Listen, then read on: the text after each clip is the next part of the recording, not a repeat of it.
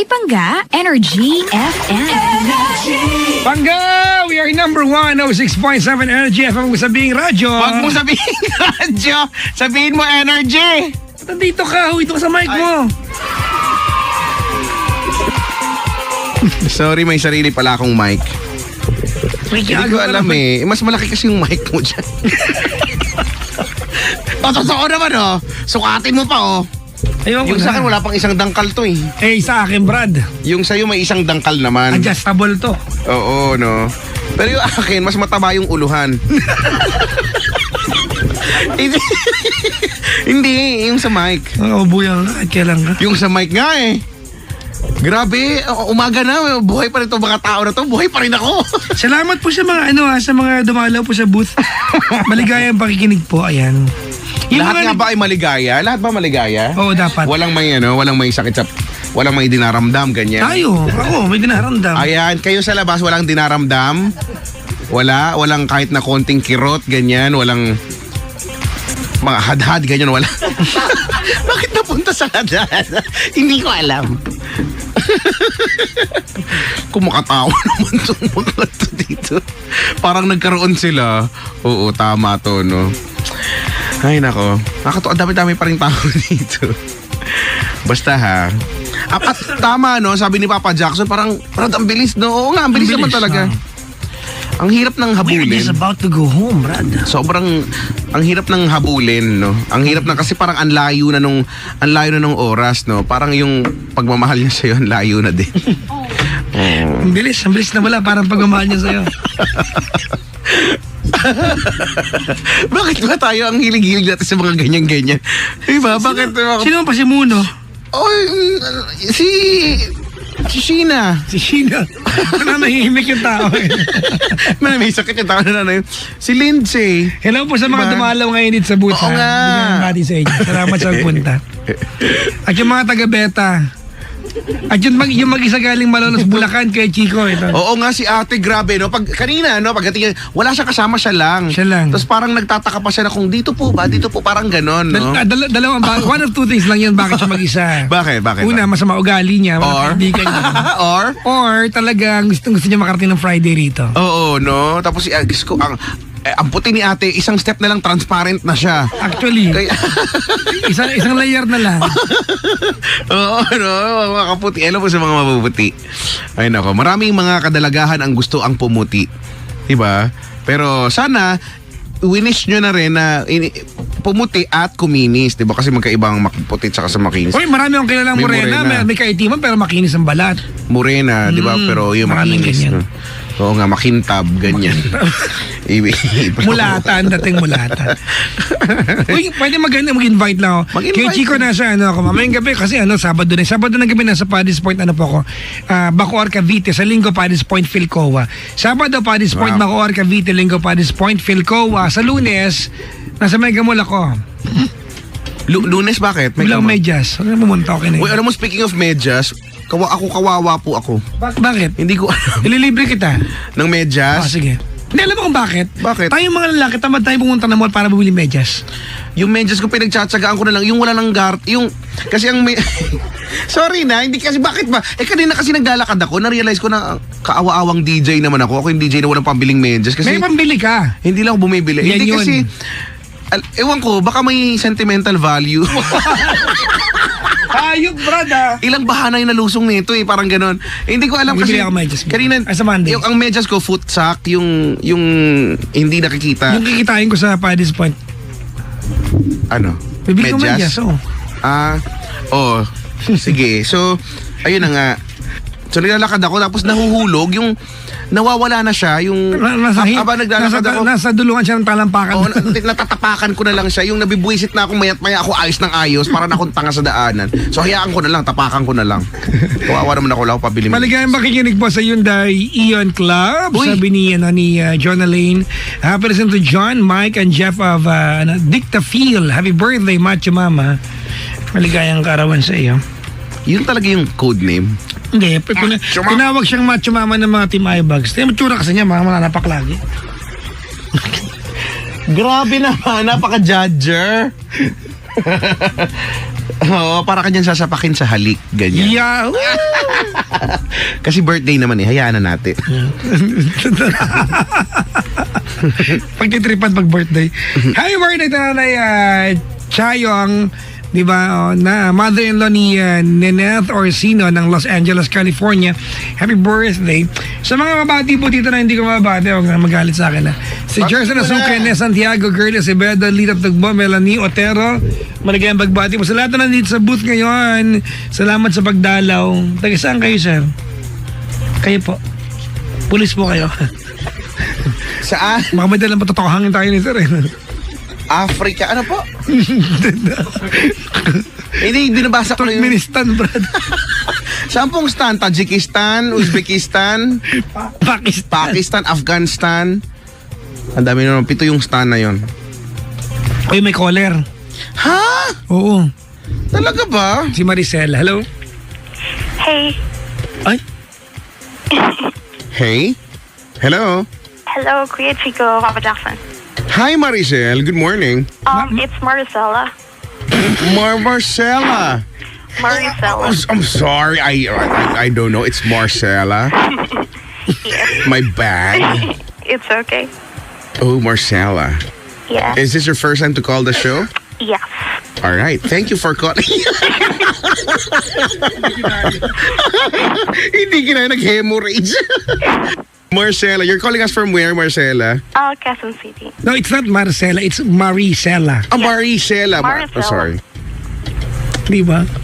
I can't get You it have right. to pronounce all the syllables. If I not, you will can't. be condemned. Oh my God. Maricela. Yes. What a beautiful name you have, Maricela. Thank you. Yeah. Why is that? Kasi tanong. Hindi ko uminom ng kape. Ayok ka. Hindi ko na ko rin. Huwag ka basta magmumukha. Alam naman, itanong ko, you have a very beautiful name, aren't they? Alam naman magkakaganon ako. What do you can? Diba? Teka nga Maricela. muna, Maricela. Maricela, 25 from Quezon City, right? Yes. Saan ka sa QC? Teachers, please. Ha? Teachers, please. Teachers. Teachers, please. Yes. Oh, malapit sa Brief? UP. Teacher's brief? Saan po? Hindi brief. Ano ba? Please. Please. Oh. Okay. Malapit sa UP yan, di ba? No, it's Teachers Village. Oh, village. Teachers, please. Yeah. Saan yung teachers, please? What? Teacher's village. Bliss. Tignan mo ka, nagkukuray ka, mali ka naman Hindi, po. iba yung village sa Bliss. Ano ba? Saan ba? Sa Bliss siya, sa Bliss. Bliss. Saan yung Bliss, Yung ate? village kasi dyan sa may... Sa UP. Malapit, oh. Saan yung teachers na Bliss, ate? Malapit po sa Kamachila sa may iglesia. Ay, alam ko na. Yes. Malapit sa NLEX. Yes. Malapit sa Honda. Tawid nun. Yes. Di ba? Yung konting abante mo pa, nandun yung tapakin sa may gasolinahan. Pero bago tapakin, nandun yung SSS. Yes po. Tama. Wala, di ko alam yan. Oo, alam mo naman tayo gala. Konting abante pa, nandyan yung mga motel. Yes. Ay, hindi. Alam ko yan. Sa gilid niya may sidewalk. Di ba? Alam ko eh. Kala mo ikaw lang. Doon kay Chico. Oo, madalas ako doon Madalas na. ka doon. Yes, oo. Di ba? Tapos pag manak-anak ka, may humps. What do you do? I'm fine, thank you. I'm a matchmaker. Matchmaker. Oh, all right. Relationship headhunter. Okay. So you've got clients, right? Yes, we have actually yung Minimatch yung So you have an online like thingy, right? I'm just an employee of that website. So we cater gay people to have a relationship. But it's a paid online site. Yes. So basically what we do is that we interview gays and we Okay, find them. let's can we try to play a game right now? Okay. Okay, I'm looking for a match for Me. Kuya Chico. Okay. All right. Let's just see what kind of recommendation you'll come up with for Kuya Chico. Okay. What do you need to know about him, right? Okay. Kuya Chico, What? how young are you? Ano tayo mo, wet? Or what? I said what? Yes, how You, young Papa are you? Jackson, you listen very carefully because my tongue is, I'm not used to speaking in Tagalog, and talking to Panga right here. There are so many Panga here. Hi, Panga. Good morning. Hey, Panga, don't say energy. Don't say Radio. don't say radio because you're gonna get hurt. Say energy. Uy, ito na. All right. Okay. What do you need to know about Kuya Chico? How young is me? Yes. Army. My family. My friend. There was the most I am 29 years old. Okay, 29. And are you gay, bisexual? I mean, What? What do you think? It's I up don't to know. you. You tell me. It's up to you. You pick one and then you match. No, because you're a matchmaker, you should be good at this. You pick one. I think you're. You pick one, whichever you think is the correct answer. He's a buffet. But anyways, Maricela, Yeah. what did you take up in college? Sorry. What course did you take up in college? Human resource. HR. All right. And to your estimate, how many couples you've successfully matched already? All over the world, 30. 30. And they're happily together? Ooh, there's so many. 30. Yes, I also help my gay friends to find True love. a relationship abroad or here in the Philippines. Yes. All right. Okay. And it's just very ironic that you're calling the show. I can barely hear you. What's that again? Sorry. Oh, I said it's just kind of ironic you're calling the show. Yes. Yeah. That's right. Because if you can matchmake people, then Yes. okay. Wala nang paliwanag. Have you tried finding a match for yourself? Yeah. Okay, by the way, what's the purpose of you calling the show? I just have two problems with my boyfriend. Actually, I asked my friends about this, but I just want an honest opinion from two people na hindi ako kilala.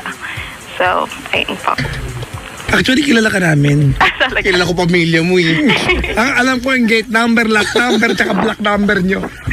SSS ang tatay mo, alam ko yung process nun eh. Ako kayo. Sige. Alright, go ahead. So basically, I have a boyfriend po, and we've been together for like 2 years.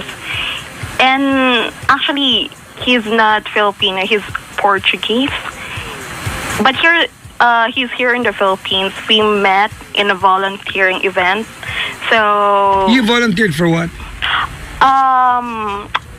so we met. What did you volunteer for? So When you volunteered? So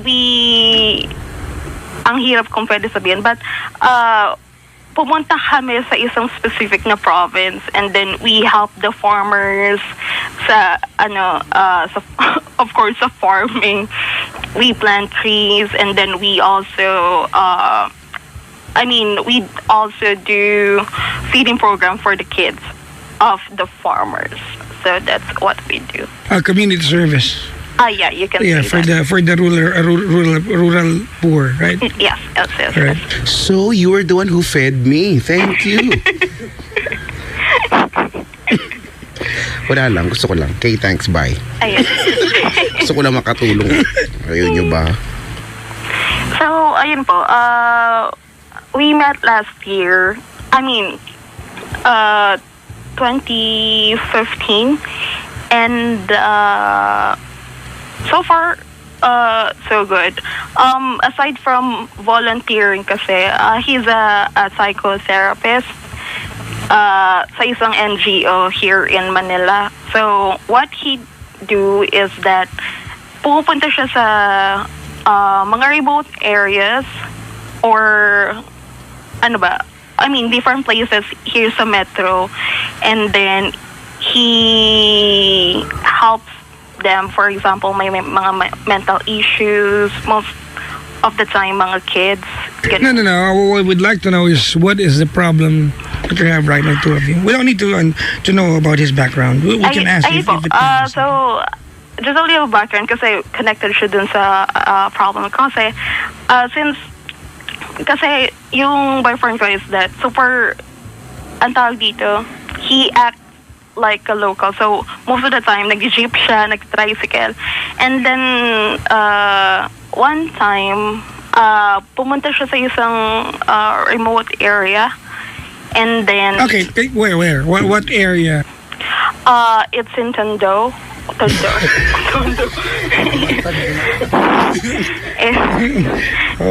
Ayun po. My eyes rolled. Like there's no tomorrow. It rolled on the floor. Ayun po. Pumunta siya ng Tondo. And then, meron na siyang tawag dito. Meron na siyang bibisadahin na kid. It's just that, since maliit nga lang po yung sweldo ng isang NGO employee. So, parang nagtatanong siya and then may nakilala siyang girl sa jeep. Ang tawag dito.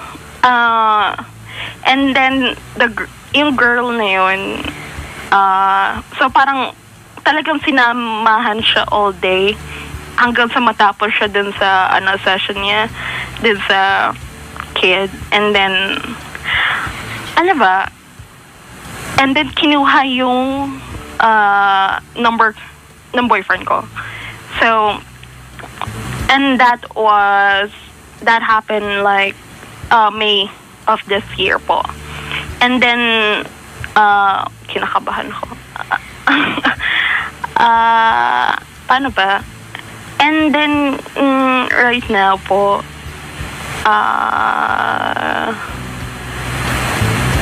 ang hirap. Go Maricel! Go Maricel! Go Maricel! You can do it! Give me an M! Give me an A! Kaya mo yan! Go! Ano po, so basically, the first time na tinext niya yung boyfriend ko, parang pinakita naman sa akin ni Boyfie. And then, sabi, kasi ina-ask siya to hang out. And then, kasi marami namin kasing instances na ganun. So parang, what I do is that I just text them using my number and sinasabi ko na, in a nice way naman na, he's in a relationship and I'm not comfortable na nag-text sila doon sa boyfriend ko. Tapos, and then this girl, nagsumbong. So parang sabi niya na ang sama daw ugali ko, kasi parang alam niya yung background ng boyfriend ko. And then parang tinatanong niya yung office, and then kung pwede mag-volunteer, mag-donate and stuff like that. So parang, to cut the story short, parang sobrang active na ng girl dun sa organization. And then there, parang at least twice a week pumupunta siya sa office, parang may pakain siya, ganun. Basta parang Go, Marcella. Go, Marcella. Go. Ba? Sa akin yun line. Ano po? You know, I said, Go ahead. No. I didn't. No. Ayun po, parang, and then, parang, kasi po yung boyfriend ko is nasa Makati. So parang, and the girl is also in Makati. So parang there is one time na kasi po parang ngayon ang dami ko kasing meron po kasi akong I have Had. 3 jobs. Jobs, alright. Right now. So parang minsan hindi na rin ako nakapag-hangout sa boyfriend ko. And then parang hindi ko na rin siya nasasamahan sa mga volunteering or sa mga session niya. So, and ayun nga, parang that girl na tinutukoy ko is parang ano tawag dito? Sumama siya sa doon nga sa isang province with my boyfriend. And then Ano silang dalawa lang o marami? ano tawag dito? I don't know what tawag dito. Ano po? What? Ano naman po sila? They're a group naman. And then so parang sobrang naging close sila doon. And then hanggang sa Manila, pumupunta yung girl dun sa apartment ni Boyfie. And then one time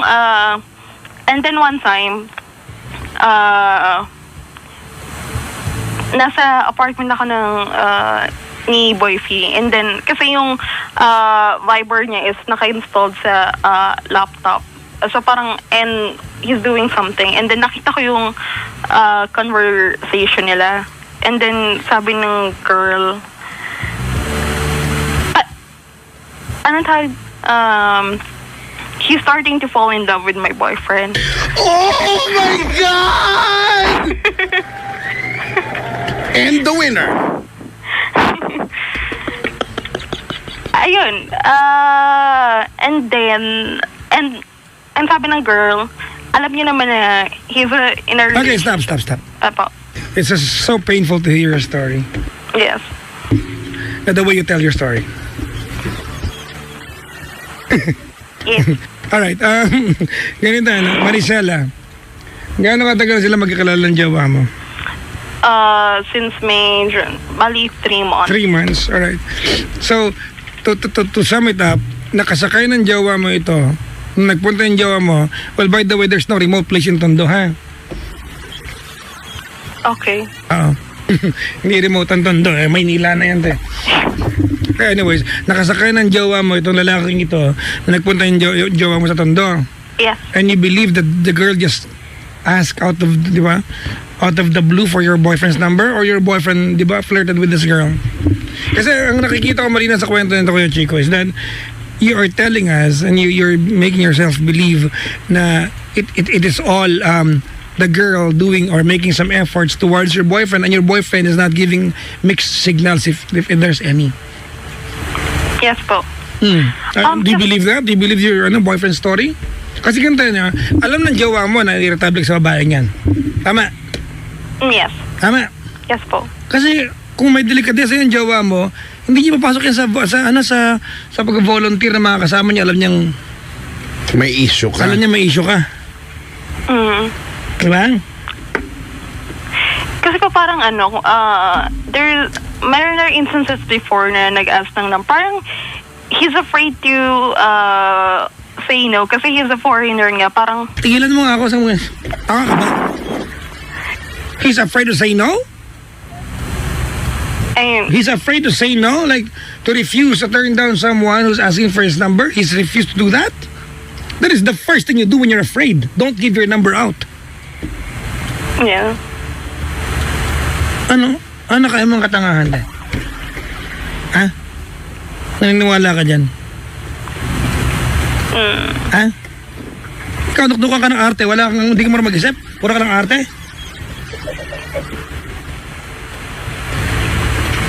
But the problem with you, ate, is that, sorry ha, you trivialize everything.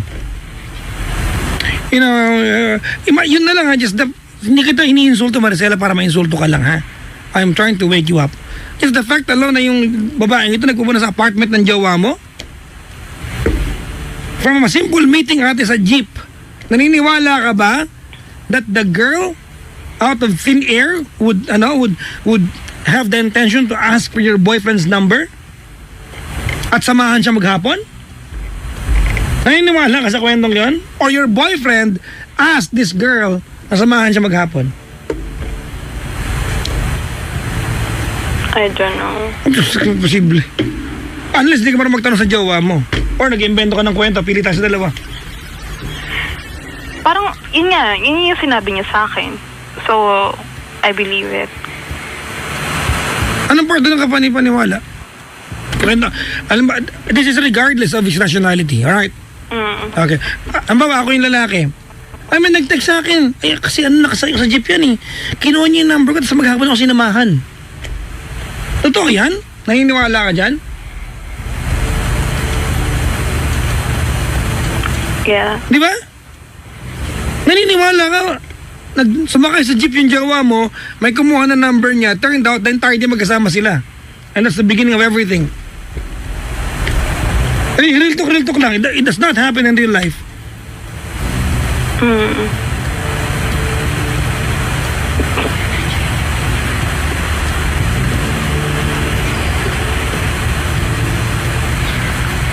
Namit mo na yung girl? Yes po. Ano, mas maganda, ikaw o siya? Bakit? Hindi, wala lang, baka umamin lang, no? Oo nga, sino nga? Mas maganda, sino? Sakto lang siya. Ibig sabihin, ang sagot ay siya. Ang sagot ito. Were you able to confirm to your, di ba sa babaeng ito yung kwento ng jowa mo? Kasi kung ako ikaw ate nagkanamit ko na yung girl, tatanungin yung girl. Totoo ba na nakasakay mo sa jeep ng jowa ko at kinuha mo number maghapon mong sinamahan? Hindi ganun yung tanong. Totoo ba na nakasakay mo sa jeep yung jowa ko tapos ang kati-kati mo sinamahan mo sa buong araw? Di ba just to confirm yung kwento, di ba? Did you do that? No. Why didn't you? Cause parang Cause what? Okay na sa akin yung explanation ng boyfriend ko. Parang I don't need any confirmation. Ganun. Totoo? Ain't that ironic, ate? Ang bilis mo naman kausap. Yes. But it's very ironic. Gano'n ka katagal naligawan ng jowa mo? Real talk tayo. Huwag tayong plastikan. Kung niligawan ka man. We dated for 2 months. Niligawan? Not really ligaw. Okay. Kumbaga may mali siya na kayo. But 2 months later, tsaka lang kayo nagkaroon ng commitment officially. Yes. Okay. Anong probinsya pinuntahan nyo nun? Bulacan. Why did you volunteer for that, For that, out of town trip? Dati na ako nag-volunteer doon since college. And that was the first time that you met your boyfriend? Yes. Okay. How long have you been dating together now? 2 years. 2 years na? Yes. Okay. Hindi pa pamilya ng kwento sa'yo?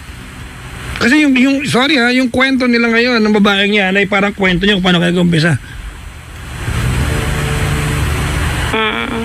Ba't nga ba nagpupunta yung babae dun sa bahay ng jowa mo? Dinadalan siya ng food. Yung boyfriend mo ate ay mag-isa lang sa apartment? Yes po. The biggest question is, bakit nalaman ng babae yung address ng jowa mo?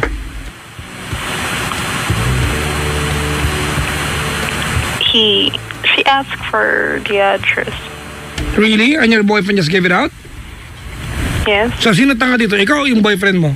You told us kanina na yung boyfriend mo natakot siya binigay na number niya. So, natakot siya binigay niya address niya. Kasi tanga siya pag ginawa niya yun. Or tanga ka kasi naniwala ka sa kanya. You think that's okay? To just give your number out? Sa babae na alam mong issue ng jowa mo? Look, it doesn't matter kung anong kultura ng lalaki yan. It does not change the rule. Kahit na Portuguese pa yan o Pinoy yan. It does not change the rule. It is the rule. You do not make your partner uncomfortable because of another party. And he's doing that. Okay. Wala na, nasabi ko lang naman. Yun lang ang sagot mo, ate, okay lang? Madali yan kasi kausap. Grosso, yun lang yung concern ko dito. I don't believe na ganyan kakadali kausap. Na kung anong pinaliwanag, kung sinabi yung boyfriend, yun lang? Talaga? Ilan taon na jowa mo? Same age, 25. 25. Pogi? Yes. Okay. Oo, kasi Portuguese. Oo, di ba? Portugal. Di ba dyan dapat pupunta si Magellan na napadpad sa Pilipinas? Portugal. Yan yung hinahanap niya. Hinahanap niya, di ba? Yung Moluccas? Island. O, island sa Portugal, di ba? Hindi nyo alam niya, nag-review, no? Absent ata ako. Di ba? Elementary pa yun. Gamit nila ang galyon na pangalang Victoria. Victoria. And they went back to Spain. There were only 9 of them. Iba kasi pinatay ni Lapu-Lapu. Tsaka ng kawal niya. What is the problem, Maricel? Parang ngayon kasi parang nagiging sobrang issue na yung girl. Actually, umpisa pa lang eh. Yun na lang ate. Yun na lang yung jeep na lang eh. Yung jeep na lang ate. Yung nakasakay ng jowa mo sa jeep, hiningi number, binigay ng jowa mo, maghapon sila magkasama. Up to the point, pinasok niya sa pagbo-volunteer, pinupunta siya sa apartment, they go out of town, kahit mo nag-group sila, di ba? But, nag-umpisa, I'm not saying mga pangga, di ba, you cannot be nice to people you meet randomly. Of course you can be. Pero iba kasing usapan, the rule changes pag may jowa ka. Di ba? Even the word nice, di ba, has a different meaning when you have boyfriend or girlfriend. Even being nice and being gentleman, mga pangga, ay nag-iiba pag may jowa ka. Pag may jowa ka, you cannot be gentleman to every girl kasi magkakalit jowa mo. Period. Tama, mali. Mag-aaway ka ng jowa mo, hindi ka pwedeng gentleman sa lahat. Even the word nice. You cannot be nice to all girls pag may jowa ka na, especially kung may tsura yung babae. Dahil ang babae, may issue sa babaeng may tsura. May issue yung mga yan. Tama, mali. Yung mga kaibigan ng jowa mo sa Facebook na walang gano'ng tsura, hindi mo pinag-iselosan, pero pag nag-like yung jowa mo ng picture na maganda, Ba't mo nilike?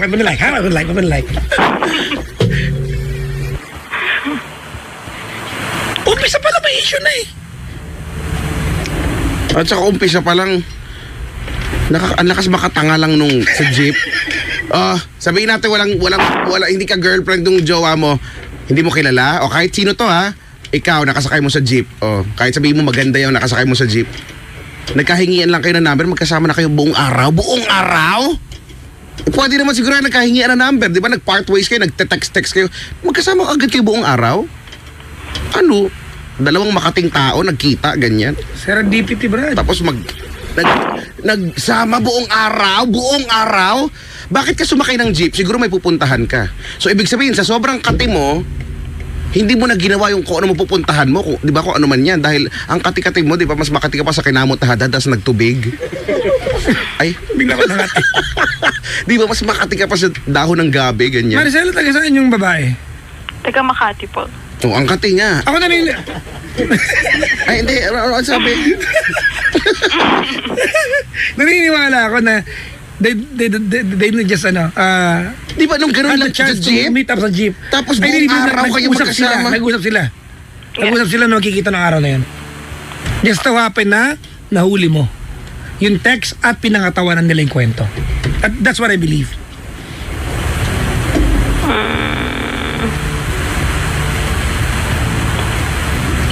Grabe naman ang bait mo naman masyado. Uy, magkaiba mabait sa tanga ha. Ako, mas gusto ko na sabihin yung tanga na mabait. Magkaiba yan. Talaga. Ang bait mo naman masyado. Ate, tignan mo na lang. Tignan mo na lang ate, yung pupuntahan sa apartment para dala ng pagkain. I mean, okay lang yan eh. Actually, tanggalin mo si Maricel sa kwento. may isang Portuguese sa Pilipinas, pinupuntahan ng isang chicks para dalahan ng nilutong pagkain. Sweet yung kwento eh. Di ba? Magandang plot ng kwento, di ba? Pero ilagay mo si Maricela, may jowa yung Portuguese. Bad trip tuloy.